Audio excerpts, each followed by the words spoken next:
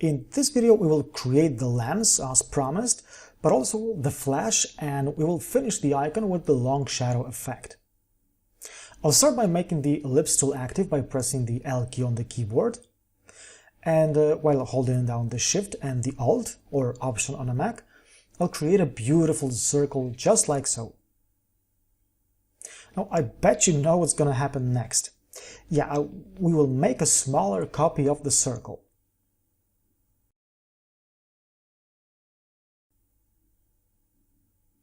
And I will divide and ungroup the shapes.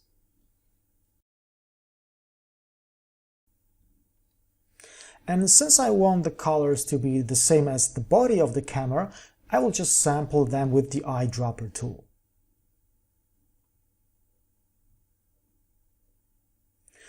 Now I will copy and scale down the first element of the lens by going to the Scale tool and scaling it down, but this time uniformly, to around 65 to 70%. And I will hit copy. Now the colors I chose for this element are shades of gray, and they are pretty dark and cold.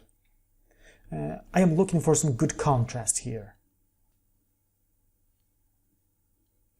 Now I will repeat the whole process with the smaller element of the lens.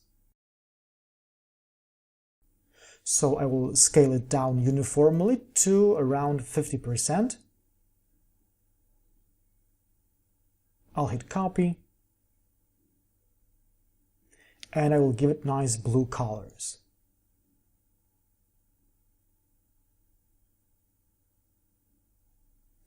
And to finish the lens, I will create a simple white ellipse. And I'll place it somewhere in the top right corner. Now the last step here is to create a rounded rectangle that will act as a flash. So I will do that. I will make it darker gray. And if you are happy with the design so far, you can stop here. We've added plenty of shadow, so I guess you already understand what I wanted to show you here. But I will add a little extra something. I will create a simple long shadow effect, and for that I will select the camera body and copy it into my clipboard. Now I will head over to the Layers panel. I will select every element of the background and head over to the Select menu.